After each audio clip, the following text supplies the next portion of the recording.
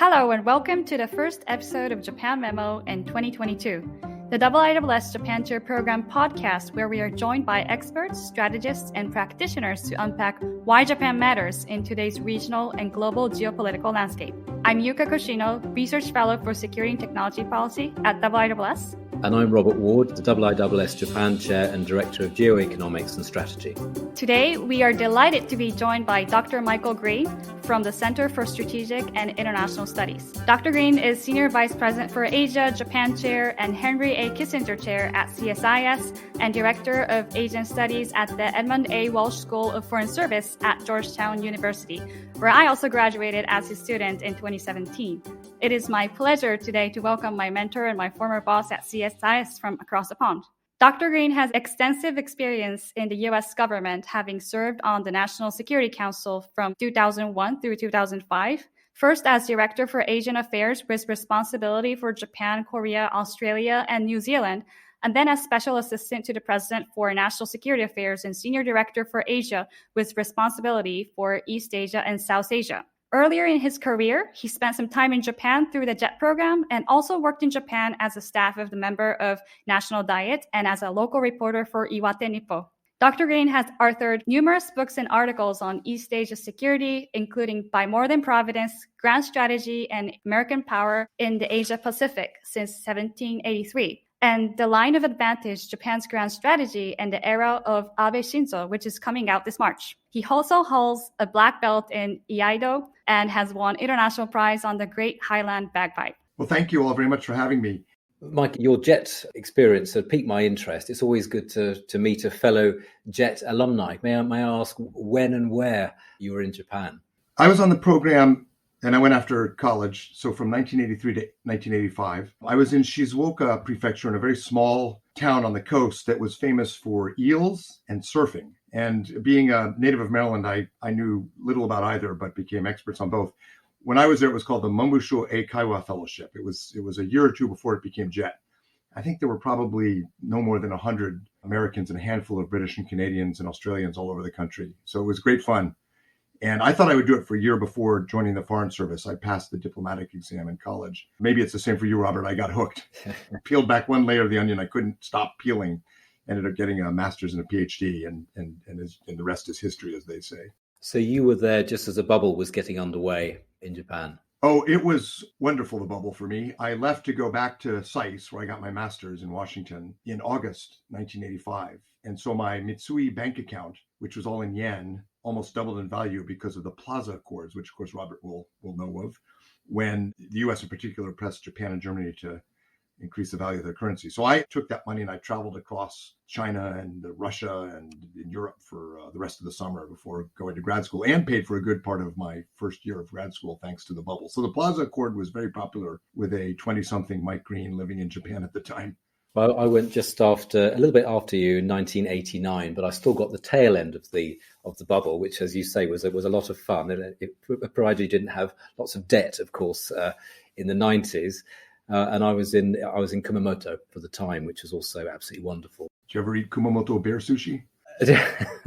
We had a few interesting dishes in Kumamoto, yes, which took a little bit of acclimatizing to, but I managed to. It was a wonderful experience. JET, as you will know, Mike, a great example of Japan's long-term planning and soft power to project Japan's influence beyond its borders. There are over 120, I think, members of the U.S. Diplomatic Corps Foreign Service who are JET alums. My guess is no more than 2 or 3 are actually working on the Japan desk. So that means every time a Japanese diplomat goes to the State Department to talk about Africa or oceans, there's a good chance that someone across the table speaks Japanese and lives somewhere in rural Japan. So it's been part of the transformation of U.S.-Japan relations. When I was in grad school in the mid to late 80s, polls showed Americans were more afraid of Japan than Soviet Union. And today, Japan's the most trusted country in Asia for Americans, and I imagine for Brits and Australians and in Southeast Asia, of course. So JET was part of that. Not the only thing, but a big factor. Well, fast forwarding from the 1980s to the present day, a year or so has passed since the inauguration of President Biden, and there's been some pretty significant events, not only in the Indo-Pacific, which is obviously where the US-Japan relationship is mainly focused, but also globally. What developments in the past year do you think have had the greatest impact on US and Japanese strategic thinking? Well, the Biden administration came in with a bit of a question mark. Japanese journalists asked whether this would be a pro-Japan administration. Many of the veterans of the Obama administration didn't align with Japan as well as Tokyo would have liked. The early part of the second term for Obama, Xi Jinping offered the so-called new model of great power relations, proposed to Obama that the friction between U.S. and China be controlled by a bipolar condominium, a sort of U.S.-China confab where the issues that affect Japan or India or Korea or Europe, for that matter, would be settled by the two big powers. And there were some in the Obama administration who quite publicly, John Kerry, the Secretary of State, Susan Rice, who was National Security Advisor, quite publicly embraced that idea. Others fought it. Kurt Campbell, the Defense Department. I would argue actually personnel matters a lot. And probably the most significant thing Biden did was put the hawks in charge of Asia policy. Susan Rice got a plum job doing domestic affairs. John Kerry is doing climate change. The National Security Advisor, Jake Sullivan, the Indo-Pacific Coordinator, Kurt Campbell, the top people at Defense and State, they're all from the, if you will, hawkish, I would say realist side of the Obama administration. So that personnel mix, which reflects where the Congress and the public in the U.S. is today compared to 2014 or 15, but that was probably most significant. Those people then put in place and helped President Biden do things like the Quad Summit of U.S., Japan, Australia, India, AUKUS, U.S., UK, Australia. The first visitor was Prime Minister Suga of Japan to the White House. But all those flowed from who Biden chose to run his Asia policy. So that personnel choice was most important. And frankly, what the Japanese press and Gaimusho Foreign Ministry was most interested in. Given that the hawks are being put in charge of Asia policy, how aligned do you think that the US and Japan are on their goals and strategies to deal with the strategic and geoeconomic challenges from China? Probably more aligned than ever in our entire history, which sounds a little melodramatic, but I think it's probably true. Certainly when you look at opinion polls in both countries, when you look at the bipartisanship between the alliance in the US Congress and in the Japanese Diet, no candidate in Japan's election last year ran against the alliance, none, except sort of the Communist Party. But the Communist Party ran harder against China than against the US. And in the US Congress, the bipartisanship behind all our alliances in Asia, really, Australia and even in Korea as well, is very, very robust. So in that sense, very well aligned. The Biden administration picked up the Trump administration's borrowing of Abe's free and open Indo-Pacific as a strategic framework for how to think about Asia, which of course strongly implies a framework that is aligned with democratic maritime allies and not a G2 or a great power condominium with China. There is one area where Japan may be even less aligned with the US than it was during the Trump administration, and that's on trade policy. Polls by Lowy, by the Institute for Southeast Asian Studies in Singapore, and other polls show that while the region and Japan in particular are pleased with and see growing influence for the US diplomatically, they see declining influence for the US in economic statecraft. They survived Trump. Now they're going frustrated with Biden because of the lack of an economic strategy. Obviously, Trump pulled out of the Trans-Pacific Partnership. Biden has said he's not going to rejoin. The administration is promising something new, but nobody knows what it is yet. So that's probably an area where we're actually maybe diverging a little bit in contrast to every other aspect of diplomacy and defense. Biden's got the Indo-Pacific economic framework. From what you say, you're a bit skeptical about whether that's actually going to deliver what the Japanese may desire. The Indo-Pacific economic framework right now is a little bit like opening up a cookbook and all you have is the ingredients. So it says peppers, 2 eggs, flour, sugar, salt, avocado, and cherries. When you hear them talk about it, they say words, nouns, supply chains, digital trade. They say a lot of nouns. There's no verbs. There's no instructions. What is it? Is the administration going to create a digital trade agreement? Are they going to have regulatory talks? There's no action to go with the menu that everyone knows would be the menu of issues in economics in Asia with respect to high tech. And the reason is because the people pushing this, Secretary of Commerce Raimundo, Kurt Campbell, the State Department, they are being blocked by protectionists in the U.S. Trade Representative's Office, USTR. The USTR, the hawks who want to compete with China and no trade as part of that competition are running policy at State, Defense, NSC, but USTR, the Trade Representative's Office, which has the statutory authority, because under the U.S. Constitution, trade agreements are approved by Congress, not the administration. That is given, in a sense, through legislation to USTR, and they are all the most protectionist parts of the administration and are trying to block any significant negotiation. To some extent, they're backed by domestic progressive political advisors around Biden who don't want to support business. That's the problem. If the people who are focused on strategic competition were in charge, you'd have a lot of verbs, a lot of action to go with the nouns. But USTR is still blocking that. And within the next month, they will put out a national security strategy, an Indo-Pacific strategy, and we'll see. I'd say 50-50 whether there's some real substance there. The Kishida government will put a brave face on it publicly and say we look forward to cooperating. But privately, I think, be frustrated if there isn't some real meat in the strategy. All nouns and no verbs sounds like the way I speak French, but anyway, moving swiftly on. So let's go to the questions around defense and security. So the Kishida government is going to revise the national security strategy this year. What do you think the U.S. hopes to see from this new strategy that's coming out? The fact that Japan is doing its second national security strategy is a really important thing. Abe did the first one in 2013. And it was very good.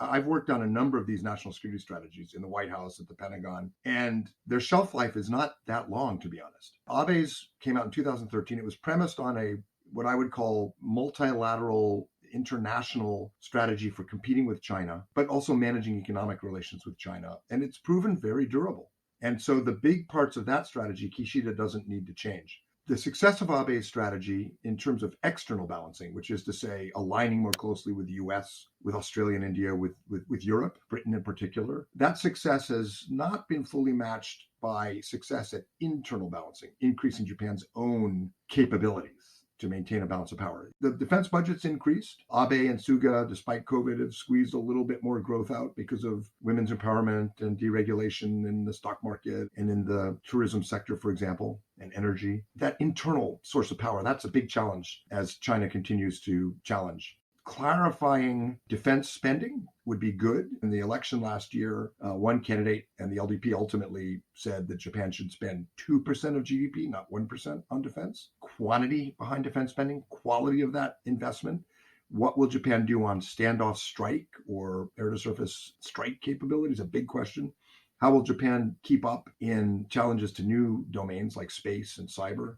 Those are some of the areas where Japan's ability to deter China and maintain a free and open Indo-Pacific are being questioned. And I think those are the areas where the administration in Washington would like to see more progress. The U.S. is coming out with its national security strategy and Indo-Pacific strategy. Japan is coming out with its. I hope they're consulting closely so that they align well, because the whole world will be watching that. I think they are.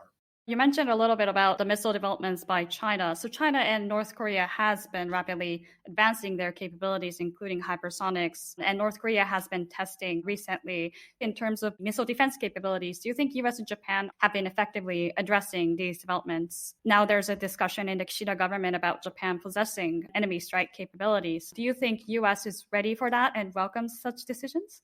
It's interesting, 10 years ago, there would have been a huge debate and a lot of voices expressing concern or even opposition to Japan developing strike capability. Because throughout the Cold War and even in the early post-Cold War period, we had a division of roles and missions where, as they put it in the 80s, Japan was the shield, so missile defense, Aegis, and so forth, and the US was the spear. We had the ability to go in and hit the Soviets hard or whoever threatened Japan. That division of roles and missions and capabilities has slowly changed. Japan, began getting better expeditionary capability, a kind of Marine Corps to land forces, for example, and now is looking at standoff strike. I think now the U.S. does welcome it on a bipartisan basis, will support. And U.S. industry, of course, is very happy to supply Japan with those weapons if Tokyo decides to buy them or develop them. I think, though, personally, I don't think this is where the administration is yet, but personally, I think, and when you were at CSIS, Yuka, we put out reports on this, I think the command and control relationships are not keeping up with these new capabilities Japan's developing and new challenges. We still have command and control relationships, meaning the commanders who take charge in a crisis. It's still basically what it was, 30, 40 years ago. And in some ways, it's even weaker. And if Japan is going to develop the ability to have a spear, to reach out and strike an enemy, we have to have a very close-knit, very tight, really joint command and control relationship. The only place we have that in Asia, we have it with NATO. The only place we have it in Asia is with the Korean alliance, where we have joint and combined command, where Korean and American troops command each other, and where we have a joint plan. I think that's really going to be essential for the US and Japan going forward, so that we trust Japan, so that we're developing our plans. And among other things, when you have a joint command like that, where you're sitting side by side, making your plans and managing the battlefield. What it does is it forces countries to buy the right stuff and to have military exercises and see if it works. And if it doesn't work, change what they're buying. It's how NATO and the US-Korea alliance work, and to some extent US-Australia. But with Japan, there's still a lot of what I would call parallel play. We kind of let each other know what we're buying and deploying, but it's not a joint effort the way it needs to be. And jointness is deterrence. Jointness is capability. And there's too many redundancies, too much uncertainty about what each side would do. I don't think either government is moving to this yet. But when you talk to experts about how the US-Japan alliance would work in a crisis, that's the big missing piece, is the command and control relationship. And I think it's going to be an agenda for the coming years. Right. I think that also comes to my next question. Since, we're based in London and we've been hearing from the UK security community about the impact of the Ukraine crisis, since you mentioned about the cooperation between the crisis, and even the countries that have started to form its Indo-Pacific strategies are now taking much of their time and debate to discuss the security in Europe. We were hoping to hear how you think this Ukraine crisis would impact the security environment in Asia. There's a lot of discussions around the potential double front contingency in Ukraine and Taiwan Straits, but what do you think about this? It's obviously vexing for the Biden administration, because if they don't do enough to deter Vladimir Putin and he invades Ukraine, then Asian allies will question American credibility. But if they surge forces and budget and attention to Ukraine, then Asian allies will question American commitment. So it's really a delicate and difficult balancing act. It helps that the administration largely knows what its strategy is. There's probably less debate about Asia strategy in this administration than there has been in many, many decades. So that will help, because if you know what you're doing and most of the president and the cabinet's focused on another part of the world, at least the people in charge of Asia know what their plan is and can implement it. That helps. It also helps that some key European allies, although they would understandably be more focused on Ukraine, are increasingly aligned, especially the UK, with the US on Indo-Pacific strategy. But I have a piece actually this week in Foreign Policy with Evan Medeiros, who was Obama's senior Asia advisor, arguing that precisely because of Ukraine, the administration needs some big plays in Asia right now, something more concrete on economics, funding increases in Congress, so that both the NATO commander and the Indo-Pacific commander get what they need. It's not a time to sort of hit pause in Asia and then shift to the Ukraine crisis. Lee Kuan Yew of Singapore used to complain American leaders think that they can, treat their strategy like a video. If, in Asia, they can hit pause and then they can go and play the European video game and then come back and hit play again. But Asia moves on. And who's moving on right now? And I don't think China will be tempted to attack Taiwan because of Ukraine. I think Xi Jinping's attitude is going to be, how can we weaken American focus, resolve alliance, but not start a war? The more dangerous player is North Korea, which, of course, is ramping up its missile tests and has more of a history of exploiting crises in Europe or the Middle East to do provocation. So that's who I think is going to test us. We're just going to have to be disciplined. The United States is a two-ocean global power, and we're going to have to be disciplined.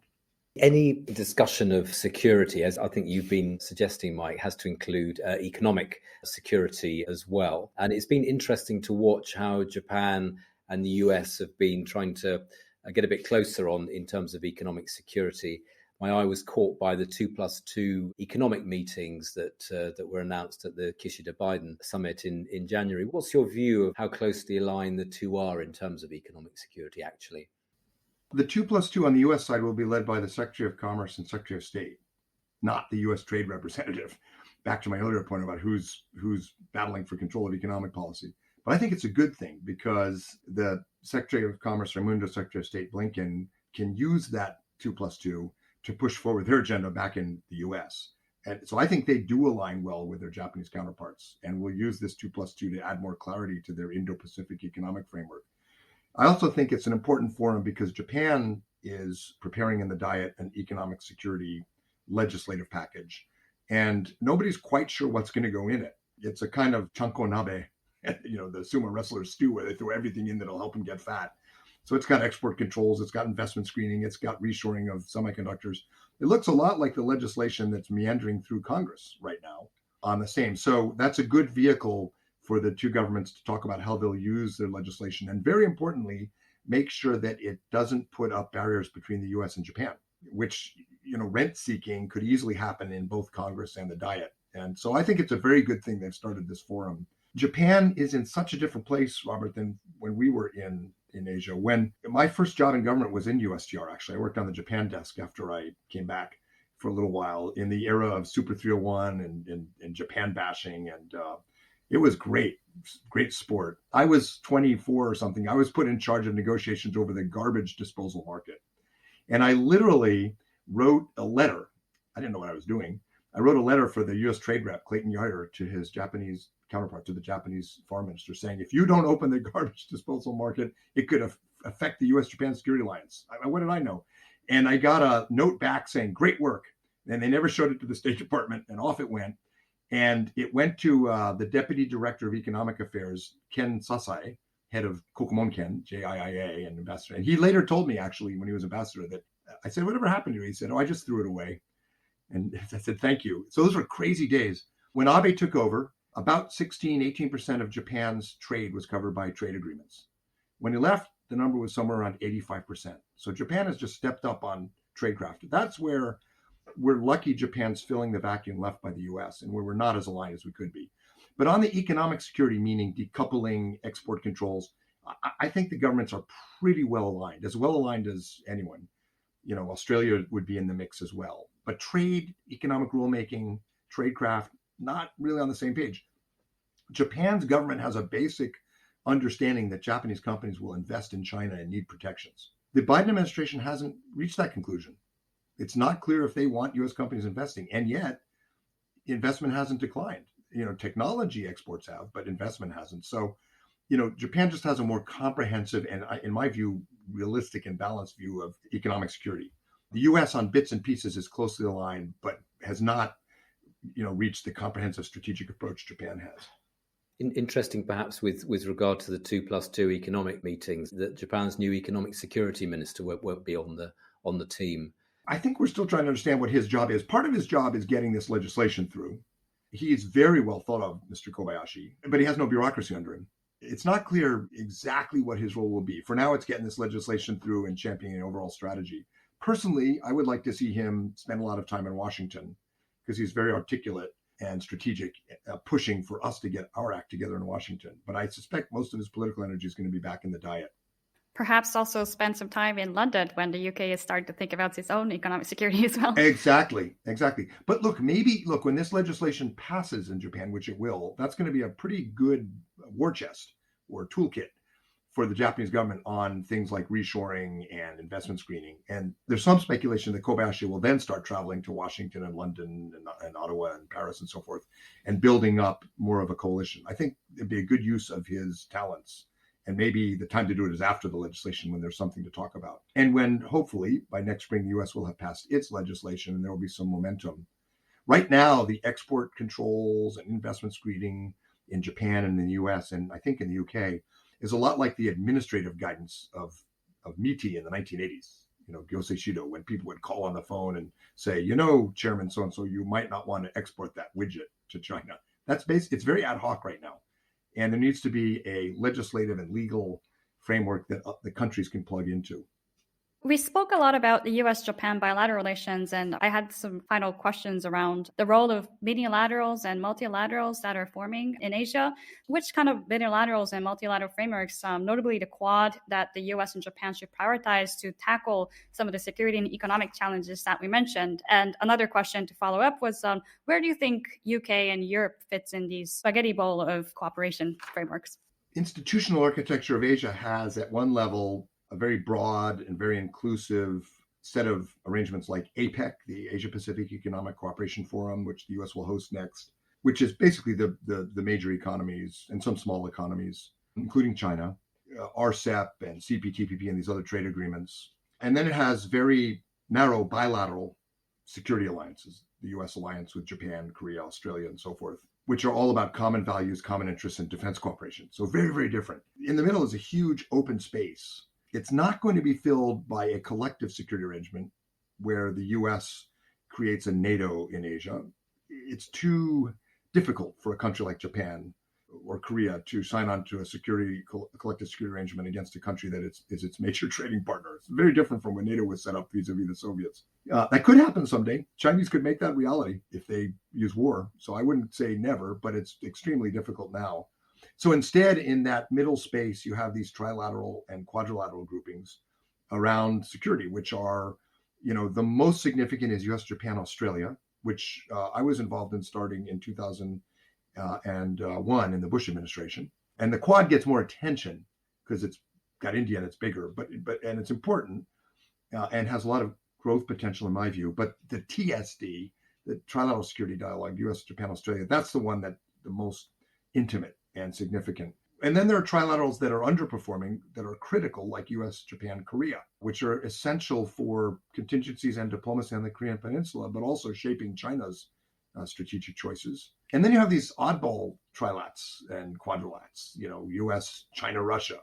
I've been in that one. It's not fun. US, Japan, India. I started that one, and that is fun. US, Israel, Australia. I mean, they're all US, Korea, Australia is a big thing now. So countries are looking for, it's kind of like in the US Congress, what people call caucuses, not political parties, but caucuses, groups that care about women's rights or groups that care about the environment. Could be, in the US Congress, bipartisan. We have these kind of caucuses, the US, Australia, New Zealand, Pacific Islands, and they're not heavily institutionalized, but they allow focused attention on issues. And that very fluid kind of arrangement is going to continue. But in contrast to 10 years ago, there's a much stronger flavor of security cooperation among like-minded states. And I think the Koreans, after the election in March, when a new government comes in May, I think you're going to see them doing more with the Quad. Not joining, but doing more. I think you may even see them doing more with AUKUS, together with Japan, with the US, Australia, UK. China is pushing countries to want more comfort from like-minded powers. And that feature of this minilateralism is going to continue, and Japan's at the center of almost all of them. And it's trusted as a partner, and that's part of the reason why. So I think we are now at the time when we have to ask our two Japan Memo questions, which we asked all of our guests. And I get the privilege of asking the first one, whether you have any book recommendations for our listeners who wish to understand Japan a bit more. And you are entirely allowed to recommend your own books if you so wish. So over to you, Mike. I won't recommend all my books because they start to bore me. But I do have a new book coming out in March from Columbia University Press called Line of Advantage, Japan's Grand Strategy in the Era of Abe Shinzo. And it's a book that looks at all the dimensions of Japan's new grand strategy, the era of Yoshida Shigeru, of an economics first, risk-averse foreign policy is over. And Abe's grand strategy now is not going to be called Abe's grand strategy necessarily, but it's the framework. That's the mainstream framework. And the book talks about the critical years from 2013 to 2018-19, when Abe put all the key pillars in place, the free and open Indo-Pacific, collective security defense, and the new guidelines of the US, and so forth. But it also goes back to earlier periods in history, all the way back to Nihon Koki and the earliest recorded chronicles of Japan's relations with China, to try to put it in a larger historical context. In preparing for that book and doing reading, I found a number of wonderful histories. Among contemporary historians, the one who I think captures Japan's strategic history the best is SCM Payne, who's at the Naval War College, and she's written a series of books on the Russo-Japanese War, the Sino-Japanese War, both 1894 and the 1937 war. And it's a geopolitical history of Japan and Northeast Asia. She's not a Japan expert who necessarily dives into the archives in Japanese, but she understands naval power and military history and grand strategy, and they're short, wonderful reads. So anything by SCM Payne about Japan's wars in the turn of the century is well worth it. And I'm, speaking in terms of geopolitical reading, there are many, many good books on the sushi industry in Japan and baseball. But for the listeners, for a geopolitical podcast, I would point to those. Thank you for your recommendations, and we certainly look forward to reading your book. So the second Japan Memo question is, what do you think people often get wrong about Japan? Japan is trusted. It's surprising, but particularly among an older generation of American and European foreign policy thinkers, including, frankly, in the Biden administration. There are people whose experiences were shaped by the trade wars with Japan in the 1980s and early 1990s, or by the so-called lost decade or lost decades after Japan's economy hit the wall, the 90s and 2000s. And they tend, therefore, to either dismiss Japan's agency, the ability of Japan to actually shape its environment, and are surprised, including senior people in this administration, who are surprised when I point out that things like the free and open Indo-Pacific strategy is Abe's idea. So a mistake you often get among foreign policy experts is the idea Japan has so much intellectual or thought leadership on strategy. In Australia, the Lowy Institute called Japan the thought leader of Asia, which is right in many respects. A lot of the key elements of the Biden administration strategy came from Japan, but not very many senior officials fully realize that. And then the other thing people still get wrong is this idea that Japan is isolated in Asia. And, senior cabinet members in the Obama administration I briefed were stunned when I told them that in Southeast Asia, Japan is by far the most trusted country. I mean, Gallup had a poll one year where Japan had an average 95% favorability rating across Southeast Asia. Korea, it's rougher. China, it's very rough because it's part of China's propaganda campaign. But in South and Southeast Asia, and I think in Europe and North America as well, Japan is extremely trusted. Both those things are assets for the US, for Britain, for like-minded states, that Japan has thought leadership, has ideas, well-honed and resourced, and Japan has real soft power and respect in Asia. The weak point, of course, is Korea. And that's the homework assignment for Seoul, Tokyo, and frankly, Washington. But otherwise, Japan does extremely well, and people often don't appreciate that. I think it was quite striking that the latest Nye Armitage report that highlighted that Japan was actually an innovative thinker, that would probably be surprising from the reports decades ago. Thank you, Dr. Green, and thank you to our listeners for joining us on another episode of Japan Memo. If you enjoyed this episode, please subscribe to Japan Memo on the podcast platform of your choice. For more insightful analysis, I also encourage you to look at past research by the Japan Chair program and the IISS on our website. We also hope to connect with you on Twitter, where we are active in sharing the latest news and analysis on everything Japanese geopolitics and more. You can find us at Robert Allen Ward and at Yuka Koshino. Thanks again, and see you next time.